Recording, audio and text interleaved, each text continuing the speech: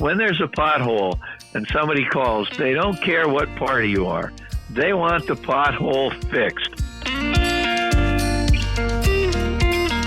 I wish that every citizen would be aware of every program that is going on in the county. That would make, if on my wish list, I was a school teacher for 40 years, and I would always tell my students, be involved, know what's going on.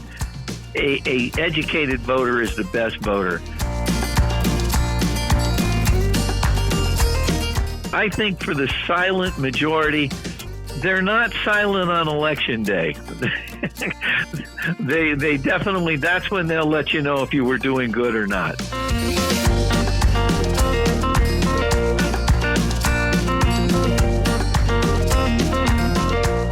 Welcome to the Good Government Show. Hi, I'm your host, Dave Martin, and this is A Conversation With. And on today's conversation, we are talking with Phil Armstrong, and he is the county executive for Lehigh County, Pennsylvania. Very interesting place. He is based in Allentown, which you may have heard from a Billy Joel song from a few years ago, but as he explains, it's all different in Allentown from when Billy Joel sang about it.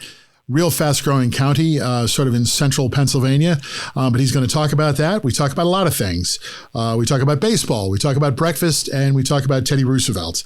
So lots to hear, lots to talk about, and it's all going to come up, our interview with Phil Armstrong, right after this break. The Good Government Show is sponsored by NACo. That's the National Association of Counties. County government is actually the oldest form of government in the United States, and it touches more people directly. Roads, highways, hospitals, schools, recycling, law enforcement, water and sewers. In most of the country, those services are maintained by the county. That's county government. NACo is a nationwide organization that represents all 3,069 counties across the USA. NACo helps county government work better together through things like sharing best practices, because when county government works well, that's just good government.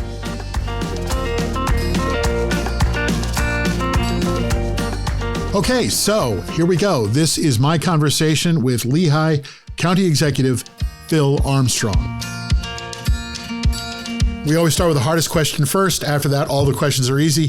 If you could just identify yourself, your name, your title, where we are. Okay, my name is Phil Armstrong. I am the Lehigh County Executive, and our offices are in Allentown, Pennsylvania. So there's a lot of folks that may not know exactly, where Allentown is and much about Pennsylvania. Tell me a little bit about Lehigh. Tell me a little bit about Allentown. I think it's the third largest city in the state. Is that correct? That's correct. It is the third largest city. It's the county seat for the county of Lehigh. The interesting fact here is that there are only 4 counties in the state of Pennsylvania that elect a county executive. This is one of those. We are a home rule charter.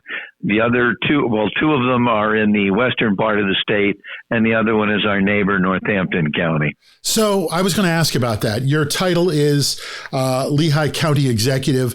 How does it differ from county commissioners? We have a board of commissioners. Our form of government is basically kind of like a municipal with a mayor, city council, only instead of having, like the other counties in Pennsylvania, have 3 elected commissioners. We elect a county executive as the executive branch, and then we have 9 county commissioners. 5 are elected from each. There are 5 districts in the county, and each one of them represents a district. And then 4 of them are elected at large for the entire county. So it gets very good representation for all of the citizens in the county. But it's a check and balances. It's a procedure where compromises are worked out. And I think it's a very efficient way of running the county. Great. So tell me something about Lehigh County, and tell the folks who don't know where you are and what you do, introduce the county to them. Well, I'm going to say, number one, it's one of the best places in America to live. Imagine that. And why do I say that? It's because what we really brag about is our quality of life. We are third in the state for preserving farmland preservation. We have over 190 miles of rails to trails. We have a number of parks. We have a zoo. We have a professional AAA baseball team. We have a AAA hockey team. We have a art museum. We have quite a concert area here. We are growing every year for the last 10 years, where some counties might be shrinking or losing people. Lehigh County has been growing every year in the census. And again, as we all know, it's not because people are being born at a rapid rate, but we have people moving. Why is an ideal location to live? We're 90 minutes to New York City.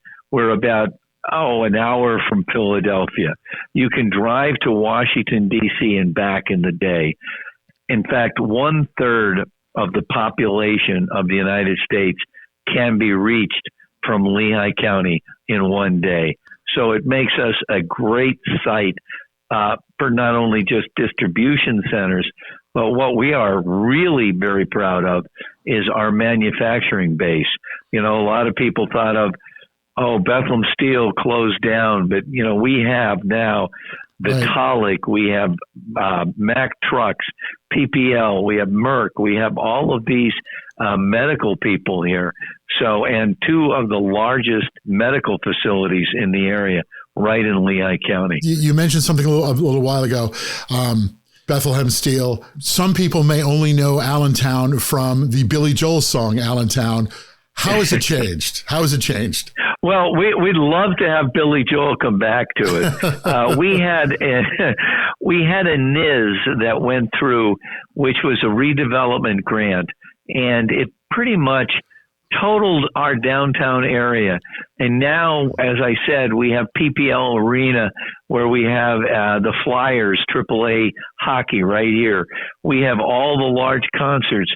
We now have more new skyscrapers and upscale. We can't build them fast enough. So nothing in that song is still accurate anymore. No, absolutely not. In fact, we can't get, right now we have a shortage for small manufacturing. Okay. We need more spots. And we're right now in the process of moving another pretty good sized plant to Allentown.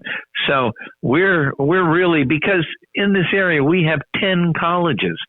So we're talking about 45,000 students who are going to school in this area and deciding to stay in the area. So we have the labor force to meet the needs of these new companies that are coming in. So the Philadelphia Phillies had a very good season. How did the Iron Pigs do? That's the AAA baseball team, right? Yes, and that was a big thing in our area this year. Major League Baseball said to all of the minor league teams they wanted to see upgrades in the stadiums. Things like women locker rooms, women training rooms, even though it's a men's league, but you had till April of this coming year to have these things completed. Now, this for us was a $10 million upgrade to our stadium. Now, the thing is, where do I get, because the county owns the stadium. Okay. Where do we come up with the $10 million? Well, this is where partnerships, and this is, again, one of my reasons why I like Lehigh County. We worked across party lines. We got money from the state of Pennsylvania. Actually, we got money from the Iron Pigs ownership. The county has put in, even our neighboring county, because we all benefit economically from the baseball team. Because if I didn't mention, they either are one or two in attendance every year. Wow, okay. In minor league baseball. So it is one of the big things about the quality of life that we have in this area. So we had a big campaign, Save Our Pigs, where everybody really came together. You know, $10 million is quite a large figure. Yeah, that's if you nothing, didn't, right? Major League Baseball pulls the team, and some stadiums lost their teams. So we weren't going to lose our pigs, and we saved them. And you get to see the Major League players. I'm very proud of that. And you get to see the Major League players who are just downtown, down for rehab. So it's all absolutely. Good. And a lot of them stay in our local hotels during the season and rent on our local apartments. So, we get the financial aspect from it too. The consumers that are spending at the stadium, again, local economy. We're very, very happy with having our pigs here. So you did say something earlier that I wanted to ask you about, because this is a story that I noticed about Lehigh County. Apparently you have preserved and expanded farmland in the county so that you have absolutely. I think you're the fourth largest farming county in the state. Is that fair? I'm not sure if it's the third or fourth, but we are the third in preserving farmlands. In my budget every year, I have put either $2 million or $1 million into preserving farmland. It's kind of a unique county because, we have the urban area with Allentown, and the surrounding areas are very, very much populated. But then we have the rural area. People talk about Pennsyltucky as the area, and we have that in the county. This is why in the last congressional race, I think it was a record, the money was spent to try to elect the Congress person from this area, Republican versus Democrat, because we're a purple area. We are a good mixture from the far right to the far left, but mostly people in the middle. Okay. And a lot of money, a lot of times people come here and spend a lot of time because of being a key political area. So are there folks who have left places like Philadelphia or New York and moved out to Lehigh County and started a farm? Well, we don't know. Actually, the average age of our farmers are 57 years old. Okay. We love to see people coming in to start a farm. We have some programs to try to encourage people into farms, and hopefully that's going to work. We just started it about a year or two ago. And the problem is farming is a tough job. Sure. It really is. Yeah, they make a lot more money on that land for a warehouse or a housing project. So to try to keep them in farming, that's why we started this farmland preservation program. So what are they growing in Lehigh? Well, we grow a lot of corn, hay, that kind of thing. Okay. That's pretty much, we have a large hog population, if you will, a lot of hogs being grown, and dairy cattle. All right. Yeah. So when you get your bacon and milk, do you go to the local farm market to pick it up? Absolutely. We have one of the largest farm markets in the state. It's open every Thursday, Friday, and Saturday right here in Allentown. And it's the same area where they have the Great Allentown Fair in the summer. Those 2 weeks, they close the farmers market. But I'm a regular there. That's where I get all that stuff. Are you an Iron Pig season ticket holder, though? No, I'm not a season ticket holder, no. As being the person who owns the stadium, I don't usually. let's not get into that too deeply. You go to games. Right. You go to games. But I do get to throw out the first pitch every year for first night. Yes, and I've thrown a strike every year so far. You've thrown a strike every. How hard do you practice? That morning, I bring a glove to work, and I go out in the alley behind, and I practice that morning. So that's it. You throw a few pitches. I'm 73. It's getting a little harder every year, but I'm still doing it. So next year, maybe a step closer off the mound, is it? Maybe. There's a trick to it, and can you share? Don't aim for the glove. Everybody aims for the glove. Aim for the top of the catcher's head. If you aim for his head, you'll get the glove. That's what I found out early. Trick. Does the coach or the catcher just give you a quick word before you go out to throw? Oh, absolutely. Absolutely. Good. And it was them who explained that to me. All right. Good. So you have good coaching. The funny thing was, the year of COVID, I wasn't allowed on the field because nobody. Right. So they set me up out in the outfield with a nice young lady in a dunk booth. And it was really cold. And I told her, I said, don't worry. The odds of me hitting that thing is, well, of course I did. And down she went. And I lost that vote in the next election. I was going to say, that probably won you a lot of votes right there. All right. Well, that's good. Well, Woodrow Wilson used to, there's pictures of him throwing the ball in from the grandstand. So yes, I know. And my grandson lets me know about that right before every pitch too. All right, good. So. All right. Well, that's good. So you're contributing and you're participating. So listen, yes. we have some questions here, and I'd just like to. This is our own questionnaire that we've developed. So let me just jump into it with the first question.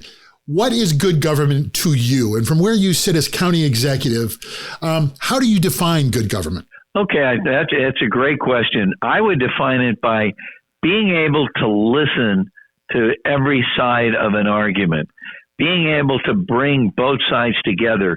You know, there are some issues where people have some pretty firm positions, pretty firm stance.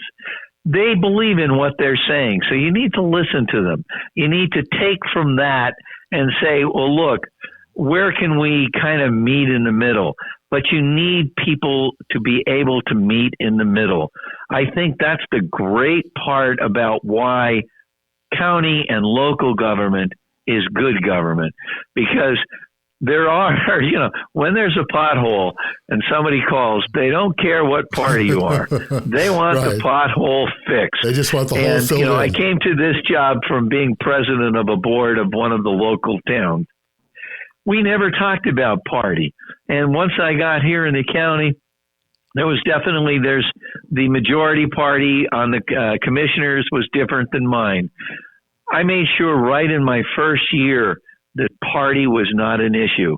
For good government to take place, you got to get rid of the idea I'm only going to make this decision based on my party's background. You have to base it on what's the best decision. And sometimes that's not the most popular, but it's the right thing to do. And I think you have to be able to stand up and say, I did this because I honestly feel this was the correct thing to do. So listening and meeting in the middle and coming up with a plan. Absolutely. All right. Most of everything I've done has been through compromises. So as an elected official, how do you know if you're being effective and delivering good government for the folks of Lehigh County? How do you hold yourself accountable? Well, you know, in today's age, there's the easiest answer in the world: data. There is data available on everything. When we put in a new program to help the homeless, a new program to try to stop opioid addiction, any kind of a program that we put in, a housing program, what we then do is look at what is the research showing. Is this working? Is it money well spent? But again, I jump back to good government. Don't spend that money till you bring in those people. You have a committee. You look at where's the best place to spend it. But then look at the data. That's the amazing thing we have now. You can find out, and that's why I think decisions are made more now on data than opinions. I think that's the best way to do it. But then you have to look at your results. But you're going to see your results. There's no doubt about it. Is crime going down because of a program we put in effect? Are we having a better rapport with our police because we have this program in effect? All of this right now, I'm putting air quality monitors up throughout the county. We have an air quality problem. But before we can talk about what do we need to fix it, we need to have the data that says, here's where the problems are. How bad is it? Now, how can we fix it? That's how you judge. How do people judge, the citizens? How do they know if they're getting good government? And how are they holding you accountable? How should they hold you accountable? Well, I wish that every citizen would be aware of every program that is going on in the county. That would make, if on my wish list, I was a school teacher for 40 years, and I would always tell my students, be involved, know what's going on. A educated voter is the best voter. Unfortunately, I think what is the biggest thing? You're not doing a good job if you raise taxes. Yeah. You are doing a good job if you don't raise taxes. That's in the mind of a lot of voters. I'm proud to say we had, my second year in office, a very tiny tax increase, and That's it. We've been able to manage our budgets, and that's really a major concern with most of your people living in your county is their taxes. So that has to be something when you do your balanced budget to make sure you keep that in mind. Looking beyond taxes, looking at the whole picture of your administration, and not just you, but the county the Board of County Commissioners.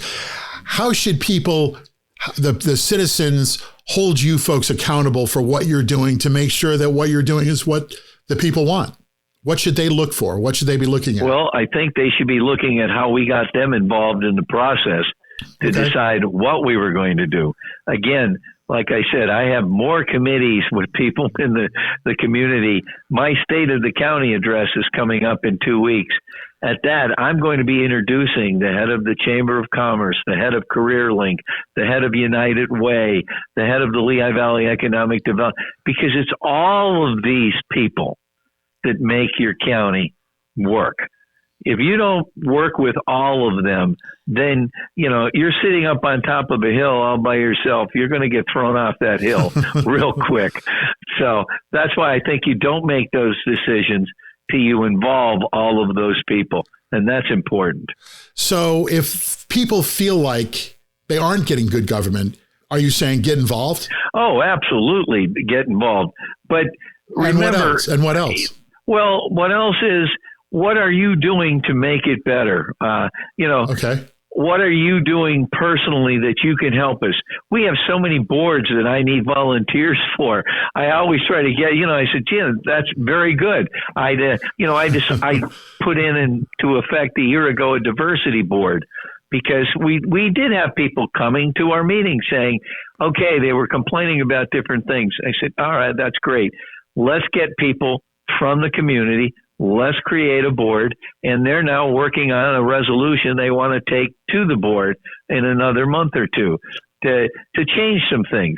So that's what I said. You listen to these people. Again, though, you have to consider the majority of the county. Right. If a 1% shows up at the meeting and is yelling and complaining about something, doesn't mean you really should change it.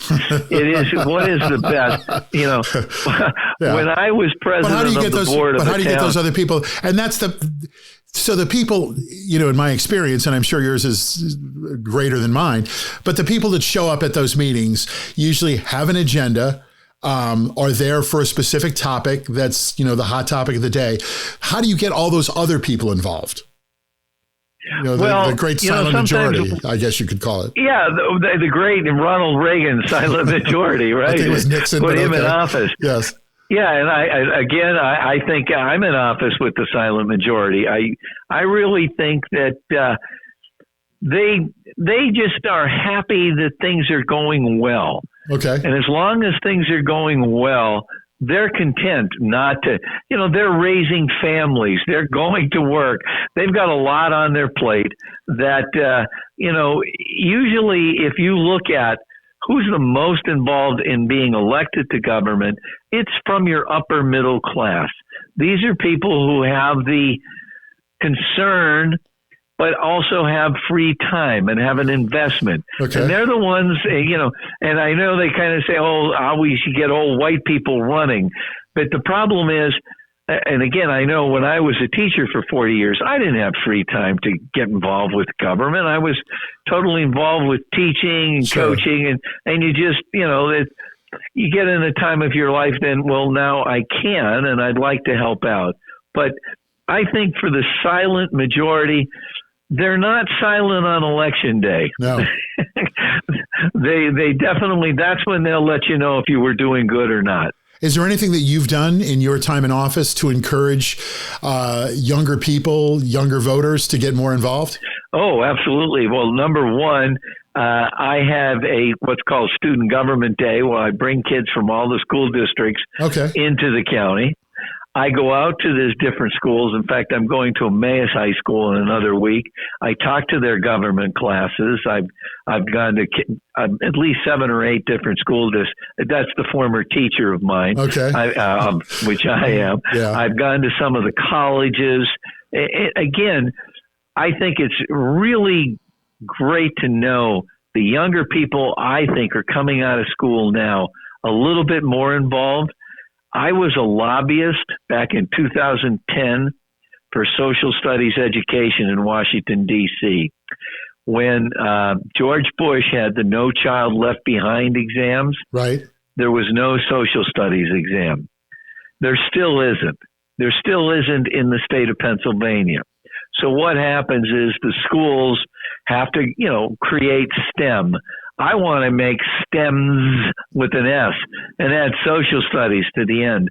I think to meet the other areas, we're leaving civics behind. We're leaving government behind. And what happens? Well, look at some of the people we've elected. And you just say, well, maybe let's leave it there. When you look at what's happening, we need to get government back into schools. We need to have young people involved. So I'm trying my best in my term in office anyway, my 2 terms. So government and governing is not easy. As a government insider, what would you like people to know about how government works and, how government moves forward? What would you like people to know? An insider look at government. You could tell them one thing. Well, what would you tell them? I can only give them from my perspective. Of course. I would want them to know that when they elected me, they elected somebody that I think will always try to represent the majority of the people. I think that's the idea of government, to say this is what is good for most of the people most of the time. You're never going to get them all of the time. Okay. So I think to tell the people what government should be doing is meeting their needs. And that might mean sometimes doing something that isn't a popular thing, but it's the right thing. I changed the way the town I was the head of, the way we did garbage. Okay. When I did that, I had to have police at our meeting. So many people were yelling and screaming at me. Right. I had somebody cut up a garbage can and throw it into my front yard. Right. I had somebody yelling at me in church.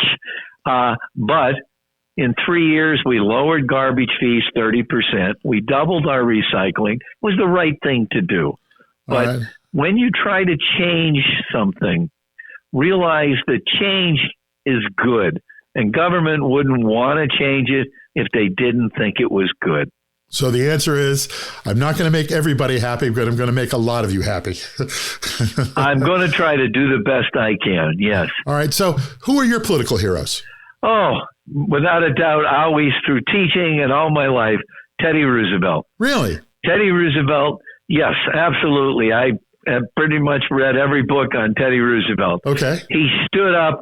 It was the founder of the progressive movement. Yep. Not as kind of we look at it today, but to get government back into the hands of the average person. Stop the abuses of big business, economic equality. Those were the 3 things he fought for. And he did it by reaching out to the common man, which back then, it was an accident that he became president, yep. without a doubt. If he wasn't shot, they certainly never wanted him. But then he made sure he did what was right for the people, and they elected him then on his own. And that's what I found is my hero. Teddy Roosevelt. Okay. He had as he said, splendid good time being president. Well, this right now to me is the best job in the world, being county executive. I love it. There's no doubt about it. There's not a better job on the planet. Good. All right. Well, it's good you have it then. So this might go back to some of the farm markets where you are. What's your favorite dish? What's your favorite meal in your neighborhood? What's a great Lehigh County dish?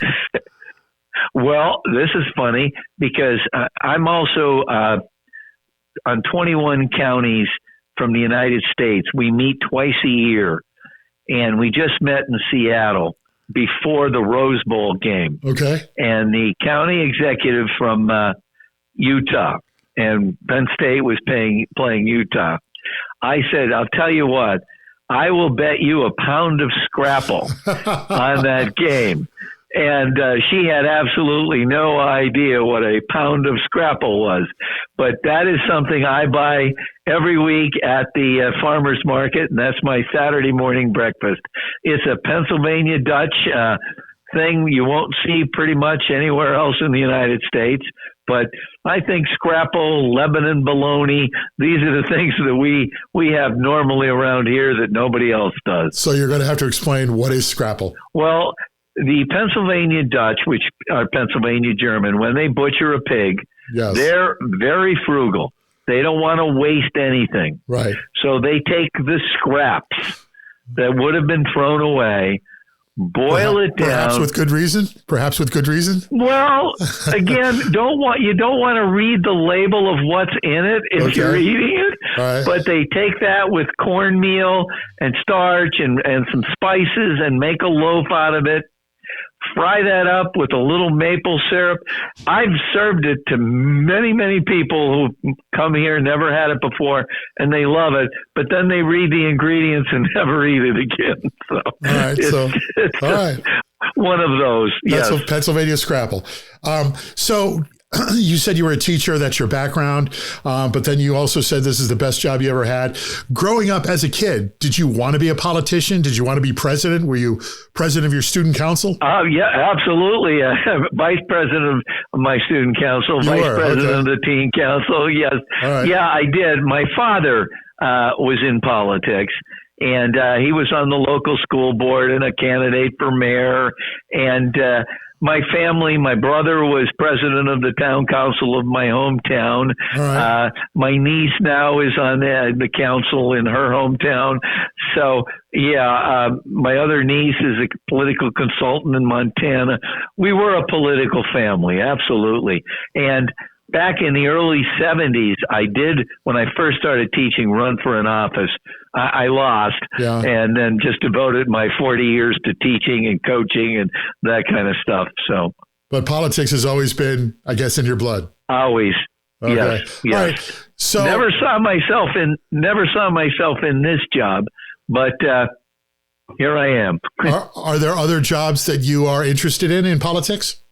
In government? Oh, I would love, this job is term limited. Okay. So I'll be out of a job in 2.5 more years. All right. And I would love another job in government. I really would. I don't know what will be there at that point, but yeah, I feel You're not done yet. Very much alive in this job. Good. I do. All right. So let me bring it back to you and the work you've done in Lehigh County.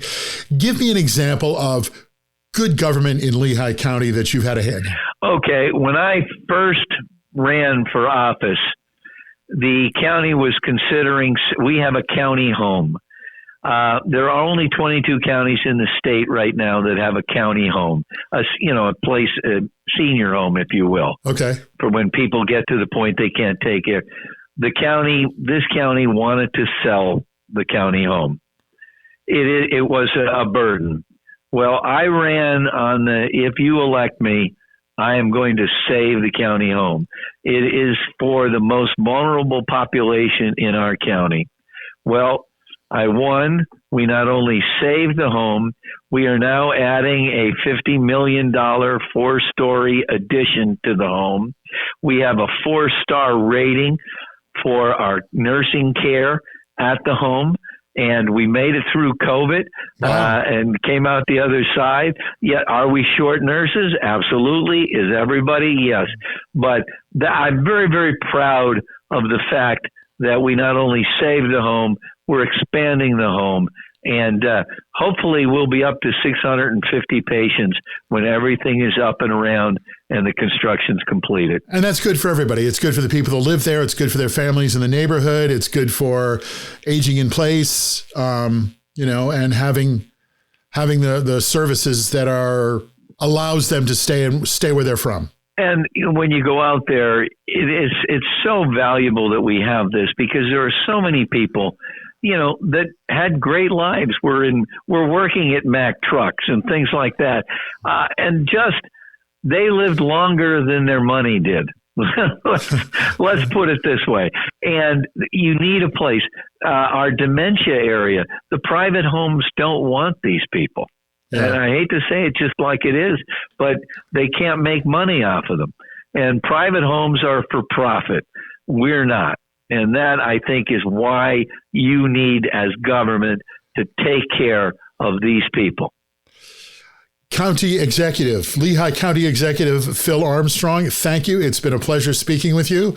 I look forward to hearing about your first pitch at the Iron Pigs game. And maybe it'll be on a Sunday. You get up, have a little scrapple, go to the ball game, get a hot dog. Well, Saturday's my scrapple day. Yeah. Saturday's your scrapple day. All right, even better. That's absolutely. All right. Well, listen, I appreciate you taking the time to talk with us. So thank you. And thanks for being part of a conversation with a Good Government Show. Oh, I'm always in favor of good government and anything that promotes it. Thank you. The Good Government Show is sponsored by Ourco. That means our community. Ourco has found a way to make government even more effective.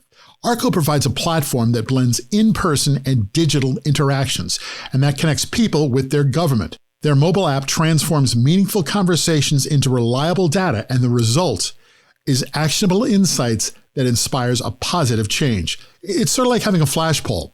Do you want to know if the community would rather have a dog park or a bike trail? Ourco can get you an answer immediately from the folks in your community.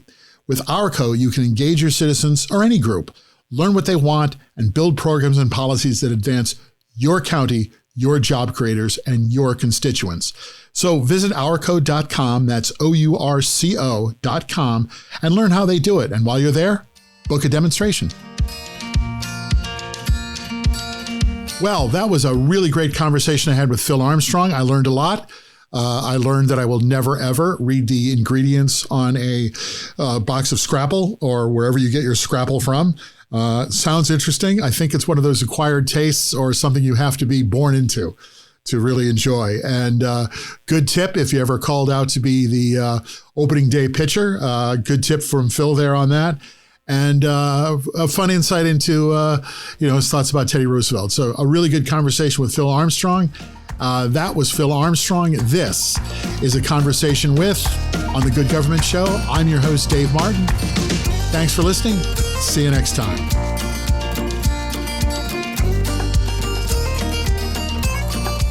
The Good Government Show and A Conversation With is produced by Valley Park Productions.